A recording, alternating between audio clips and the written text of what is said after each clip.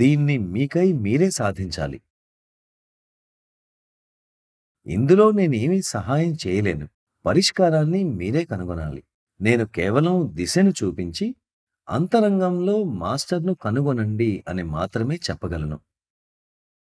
ఎలా కనుగొనాలో అది మీ బాధ్యత. ఒకసారి ఒక సోదరి అడిగిన దాన్ని ఇది నాకు గుర్తుకు తెస్తోంది. మాస్టర్‌ను మళ్ళీ మళ్ళీ కలవడం అనేది ఎందుకు అని.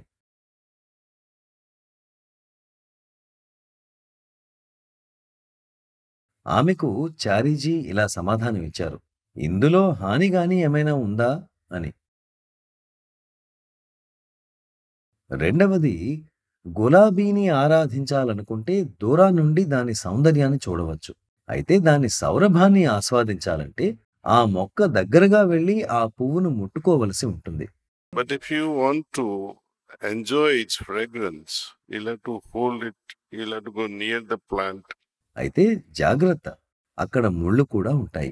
ప్రజలు ముళ్ళను చూసి భయపడతారు. అడ్డుగా ఉండే గేట్లు, దయచేసి తర్వాత రండి, మాస్టర్ నిద్రపోతున్నారు, ఈ ఇబ్బందులే సమస్యలు. కనుక ముళ్ళను భరించగలిగితే ఏదో ఒక రోజు గులాబీ సౌరభాన్ని ఆస్వాదించవచ్చు. So if you can put up with the thorn, one day you'll get the fragrance perhaps.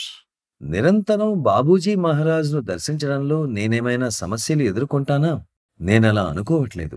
మిమ్మల్ని ఇక్కడ కలవకుండా ఉండేందుకు అంతరంగంలో మాస్టర్‌తో అనుసంధానమవ్వండి అని నేను చెప్తూ ఉంటాను మరి.